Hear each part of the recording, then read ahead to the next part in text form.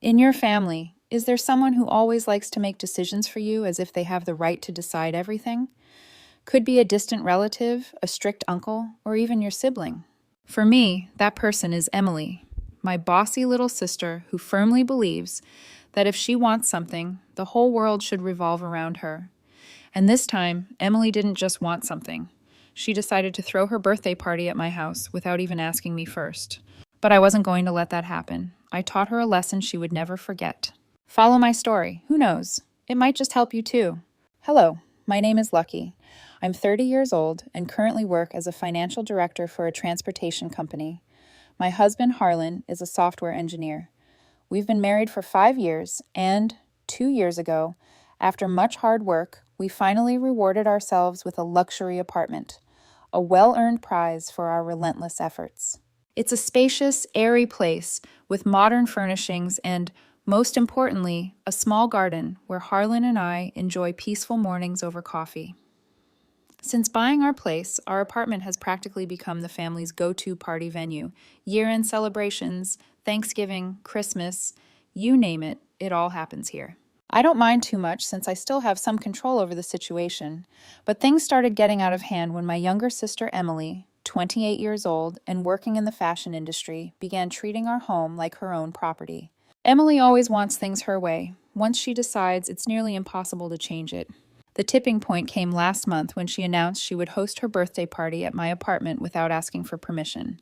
I remember that morning vividly. It was a beautiful Saturday, so quiet that I could hear the gentle trickle of water from my beloved coffee machine. I had just picked up my cup, inhaling the rich aroma, ready to savor a peaceful weekend when, bam, the door burst open without warning, shattering my moment of tranquility.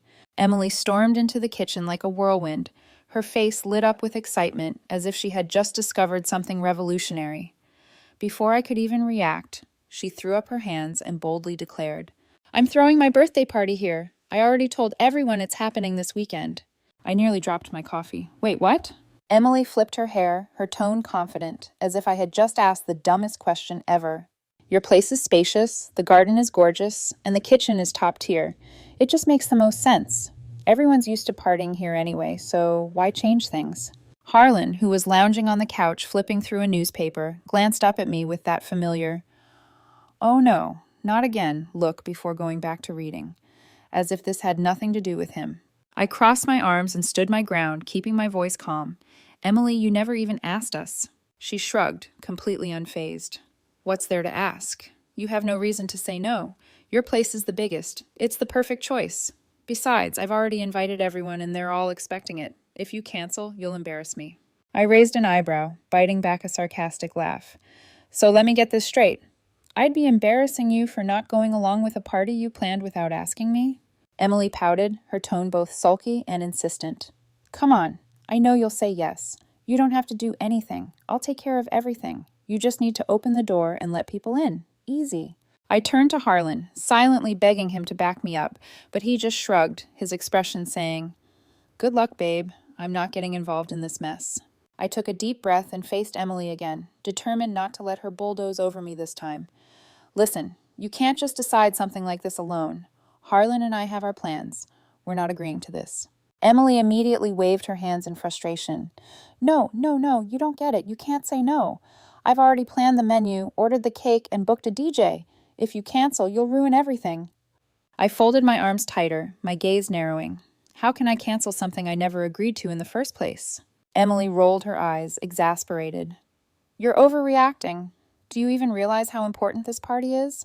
I got a cake from the best bakery, invited my close friend group, and even picked a dress code. You can't be this selfish." I let out a dry chuckle. "Selfish? You made all these decisions without asking, and now I'm the selfish one?" Emily sighed dramatically, as if I were the unreasonable one. "Ugh, you're being so difficult. Whatever. I have a ton of things to organize. I just came to let you know. Saturday at 7 p.m. Don't make this complicated."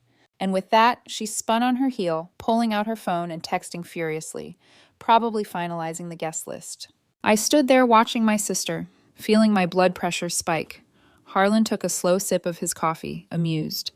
"So, how are you planning to handle this?" he asked, his tone teasing. I clenched my fists, a cold smile forming on my lips. Just wait and see. The following day, on a peaceful weekend morning, I stretched and sat up, ready to enjoy a relaxing start to the day, when my phone buzzed on the nightstand. A message from Mom. Lazily, I reached for my phone, still half asleep. Mom, I'm so excited about Emily's birthday party at your place. How's the preparation going? I snapped awake instantly, blinking a few times to ensure I wasn't imagining things. Wait, what the hell? My eyes widened as I shot upright, as if I had just been doused with a bucket of ice-cold water. A surge of anger flared up in my chest as the reality of the situation sank in.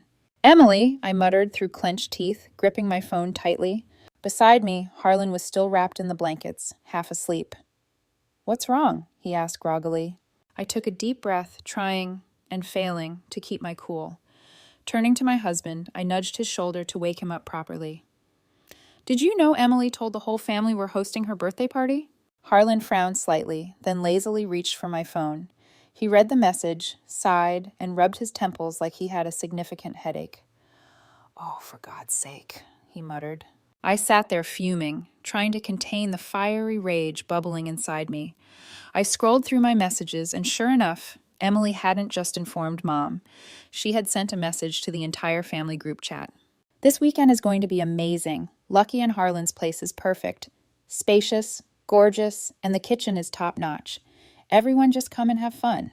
As if I had willingly offered to host her party. My eyes narrowed, my jaw clenched. This girl. I turned to Harlan, holding up my phone like it was damning evidence in a court case. See?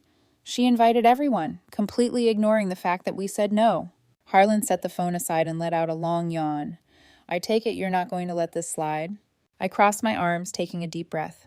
Not a chance. Harlan shifted to face me, curiosity flickering in his eyes. So, what's the plan? Slowly I smiled, and there was nothing kind about it. Just wait and see.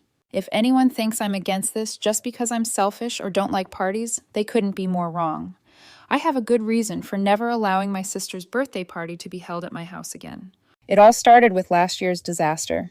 Back then, I naively believed that hosting a small, simple gathering at home wouldn't be a big deal. Emily had begged me for an entire month, promising that everything would be under control and that it would be just a few close friends. I trusted her, and that was my biggest mistake.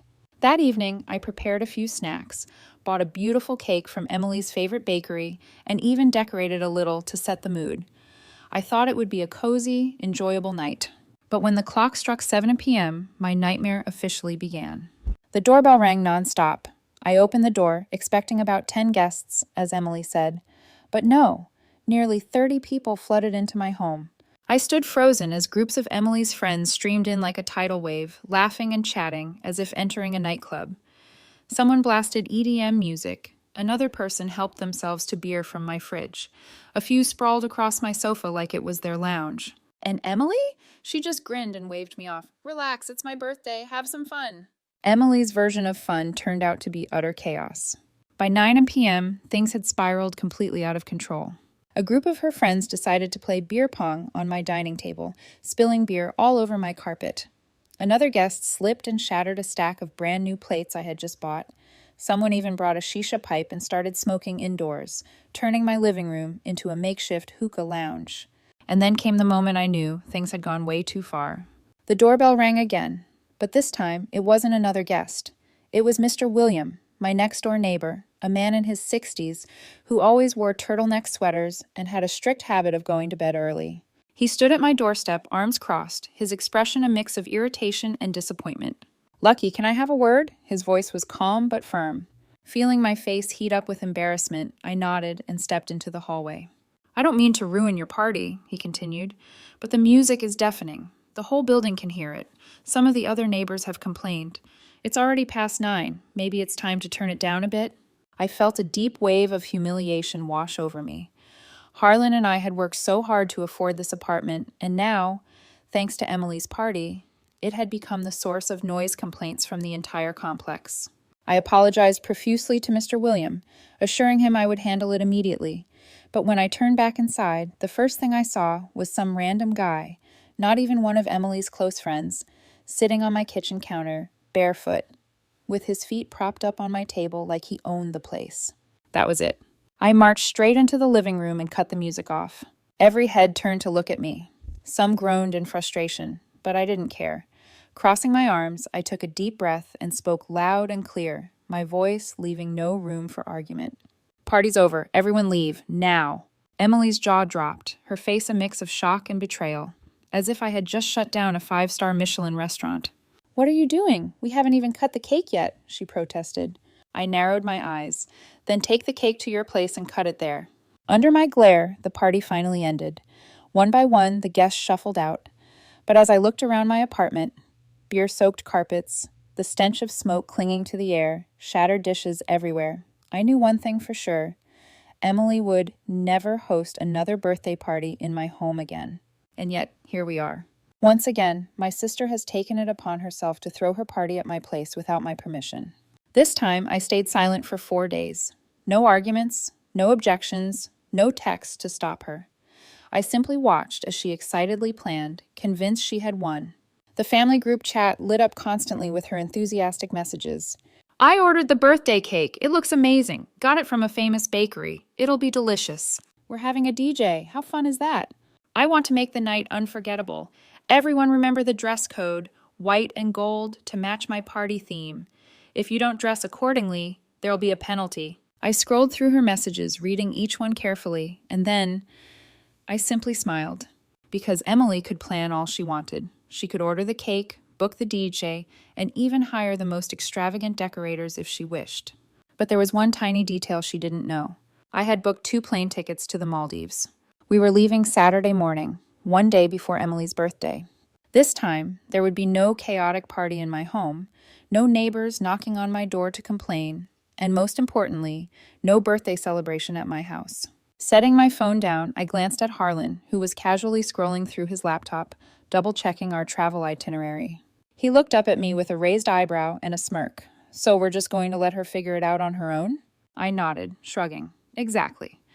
Let's see how Emily manages when she shows up and the hosts are nowhere to be found." Harlan chuckled, stretching his arms before leaning back in his chair. "I must say, I like how you're handling this." I took a sip of my coffee, eyes gleaming with amusement. Emily wanted a party? She could have one, but I wouldn't be here to witness the chaos. Harlan and I carefully packed our suitcases the day before Emily's birthday party. I felt overwhelming relief as I folded each piece of clothing into my luggage. This time there would be no cleaning up after Emily's chaos, no neighbors complaining about the blaring music, no beer-soaked carpet, no cigarette or shisha smell hanging in the air. Before leaving, I made a quick stop next door and rang the bell to Mr. Williams' apartment, the kind neighbor who had knocked on my door last year to complain about the noise. He opened the door wearing his usual calm expression. "Something wrong, Lucky?" I smiled and handed him a bottle of wine as a small gesture of appreciation. "Mr. William, I'll be away for a few days. If anyone causes trouble, especially my sister, please feel free to call the police." Mr. William raised an eyebrow, taking the bottle with an amused look in his eyes. "So you've got it all planned out, huh?" I chuckled. "Of course, I don't make the same mistake twice."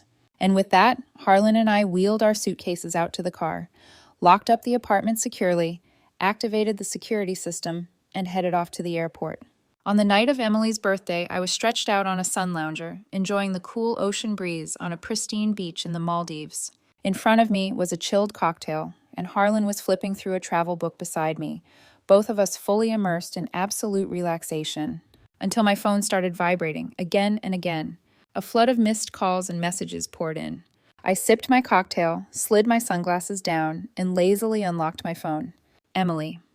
Where are you? I'm here, but the door is locked." "Open the door. Everyone's waiting outside." "Are you kidding me? Don't play games with me." Message after message from Emily. I sighed deeply, a slow smile creeping onto my lips. With one hand, I opened my security camera app and checked the live feed. The sight on my screen made me chuckle. Right in front of my apartment, a group of about 15 people, including Emily and her friends, stood in disbelief, staring at the locked door. Emily was furiously tapping her phone in the middle, probably trying to call me or Harlan. Some of her friends were glancing at their watches, exchanging impatient looks. I zoomed in.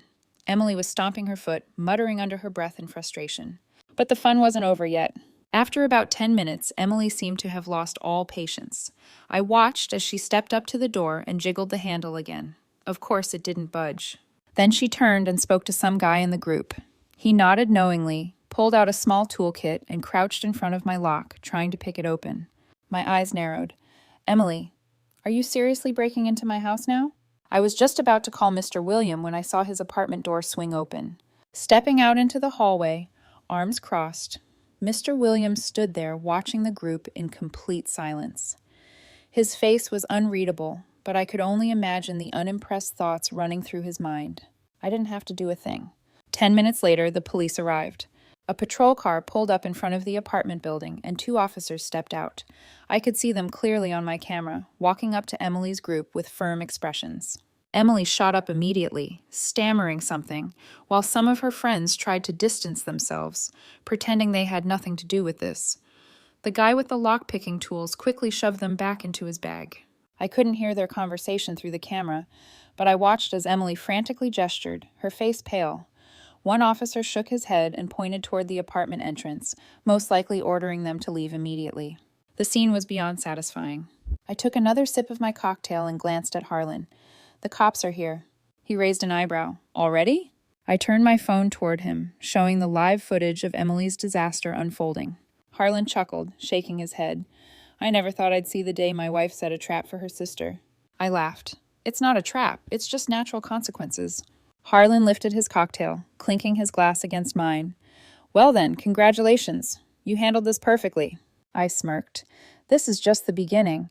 Emily still hasn't fully learned her lesson yet, but trust me, she won't forget this anytime soon. With that, I set my phone down and returned to the view.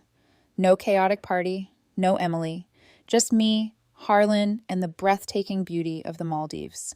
The following day, I woke up in our luxurious bungalow, surrounded by complete tranquility. The only sound was the gentle lapping of waves against the shore below. Harlan was still fast asleep beside me, one arm draped over his forehead, breathing steadily. I stretched lazily, reaching for my phone on the bedside table and unlocking it. Immediately, the screen flooded with unread messages. Emily. Where are you? You can't do this to me. Do you know how long we had to stand outside?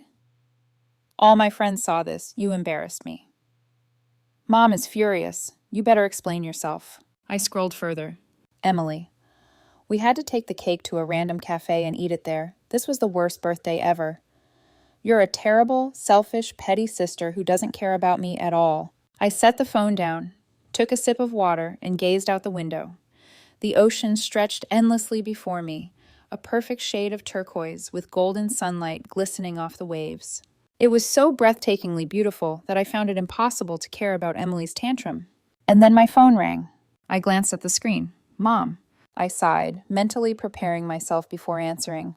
Hi, Mom. Her voice came immediately. No greeting, just straight to the storm. Lucky, what the hell did you do? I winced and pulled the phone slightly away from my ear. What are you talking about? What am I talking about? Emily cried all night. She said you ruined her birthday on purpose. I don't understand what you were thinking. I closed my eyes and took a deep breath. Mom, I told Emily I did not agree to host her party. She decided independently, sent out invites, and planned everything without asking me, and now she's mad at me. Mom cut me off, still exasperated. But at the very least, you should have warned her. How could you lock the door and leave like that? Do you know they stood outside for hours? I smirked. Oh, and did Emily tell you about last year's party? Did she tell you how I had to clean up a disaster afterward? How the neighbors complained? How the police almost got called because of the noise?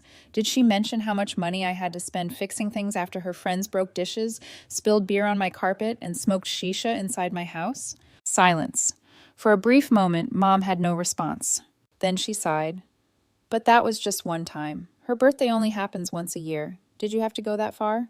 I let out a cold chuckle. One time was more than enough. And let me be clear, there will never be a second time.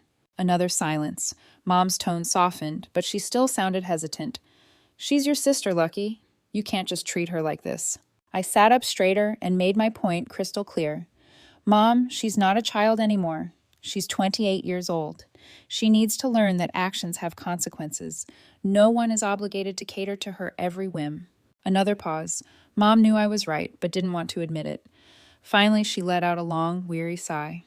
Fine. I don't want to argue anymore. I just hope this doesn't create distance between you two. I looked at the stunning view of the Maldives before me and replied calmly, "Mom, as long as Emily respects my boundaries, we'll be fine." The call ended. I placed my phone back on the table and stretched with pure satisfaction. Harlan stirred beside me, blinking sleepily.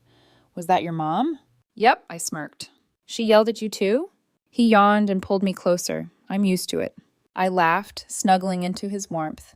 At that moment, I wasn't thinking about Emily anymore. I was here in paradise, and I was finally enjoying the vacation I deserved.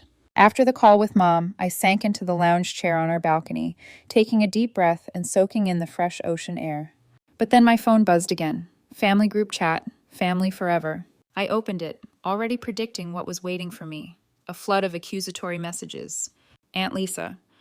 "Lucky, how could you do this to your sister? She just wanted to have a fun birthday." Aunt Sarah. "As the older sister, you should be more understanding. Emily didn't do anything to deserve being locked out." Uncle Robert. "What you did was harsh. She's your sister, not a stranger." Cousin Jake. "People came expecting a party and ended up standing outside, embarrassed. You should have told her if you didn't want to host." I read each message, feeling equal parts annoyed and amused. I had been clear from the beginning. I said no. Emily ignored me, made plans independently, and sent out invites. Somehow this was my fault. I sighed and decided to set the record straight once and for all. Me. Everyone. Let me make this clear. I told Emily from the start that I did not agree to host her party. She ignored me, invited everyone, and even hired a DJ. If you're upset that no one was warned, ask yourself, who should have asked permission before sending invitations? Who is being selfish here? I wasn't done. Me. Last year, I let her have her party. Do you know what happened? My house turned into a nightclub. Neighbors complained, dishes were broken, beer was spilled all over my carpet, and it took me a week to clean up. I refused to go through that again, yet Emily decided for me, and now I'm the bad guy? I hit send and waited. Some people read the messages but stayed silent. A few, like Aunt Lisa and Aunt Sarah, finally started to understand. Aunt Lisa. "Oh, I didn't know last year was that bad." Aunt Sarah. "If that's true, then Emily was wrong. But you should have explained this to us sooner." But of course, not everyone was willing to see reason. Uncle Robert. "Regardless, you should be the bigger person. Family means compromise." Cousin Jake. "I don't care what happened last year. Publicly humiliating your sister in front of her friends, that's cold, Lucky." Some distant aunt. "It was just a party. Did you have to react that harshly?" I shook my head, exhausted. They didn't care about boundaries. They didn't care that I said no. They only cared about whether I was nice enough to cater to Emily, as if she were a spoiled 5-year-old who needed to be coddled. I had nothing left to say. Calmly, I pressed and held the chat name, scrolled to the bottom, and hit Leave Group. Poof! Lucky has left the group. I set my phone on the table, leaned back into my chair, and closed my eyes. The waves still crashed gently outside. The sky was still bright blue. The breeze was still soft and warm. No more messages, no more judgment, no more nonsense drama. Harlan stepped onto the balcony holding 2 glasses of fresh juice. "All done?" he asked, handing me a glass. I smiled, taking it. "All done." He raised an eyebrow. "How?" I shrugged. "I left the group chat." Harlan burst out laughing, then raised his glass. "Brilliant! Cheers to finally escaping the family circus." After a fantastic vacation in the Maldives, Harlan and I returned home feeling more relaxed than ever. The trip had not only helped me escape Emily's drama, but it also reminded me that I have the right to enjoy my life on my terms without being burdened by responsibilities I never agreed to. But barely 5 minutes after stepping into our home, the doorbell rang, furiously. I opened it and, no surprise, Emily stormed in, eyes blazing with fury. "You were beyond out of line, Lucky," she nearly screamed, slamming the door shut behind her. Harlan sighed silently and retreated into his office, avoiding the incoming storm. I crossed my arms, leaning casually against the kitchen counter, watching her melt down with pure composure. "Are you here to yell at me?" "Do you even have to ask?" Emily was practically shaking. "Do you have any idea how humiliated I was? My friends saw everything. Do you know what they think now? That I'm a total idiot who planned a party without even checking if the hosts agreed. How do you explain that?" I shrugged casually, lifting my teacup and taking a slow sip. "I don't need to explain anything." Emily froze, clearly not expecting that response. What do you mean?" I placed my cup down and met her gaze. I told you no from the very beginning. You chose not to listen. You chose to invite guests, book a DJ, and plan everything without asking permission. And now you want to blame me? Tell me, Emily, who embarrassed themselves here? She opened her mouth, ready to argue, but then stopped. I saw it, a flicker of realization in her eyes. For a split second, she had no valid excuse. Finally, she scowled, muttering, "You're so rigid. You never know how to go with the flow." I smiled, and that's exactly why I no longer have to clean up after your birthday parties. Emily clenched her jaw, then spun on her heel and stormed out without another word. After that incident, Emily was visibly upset.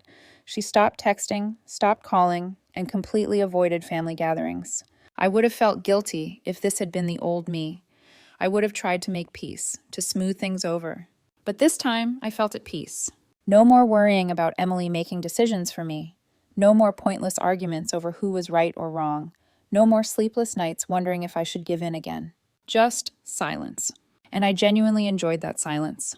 But in rare, still moments, I wondered, was I too harsh? I could have explained things better. Perhaps I could have found a softer way to teach Emily this lesson. Then I remembered. I had tried before. I had explained. I had been patient. I had been kind. And Emily never changed. So maybe this was the best way. If you were in my shoes, what would you do? Would you give in to keep the peace in the family? Or would you do what I did? Set clear boundaries, even if it meant upsetting others. I'd love to hear your thoughts. Share your opinion in the comments below. Thanks for following my story. Don't forget to subscribe and turn on notifications so you won't miss the next one.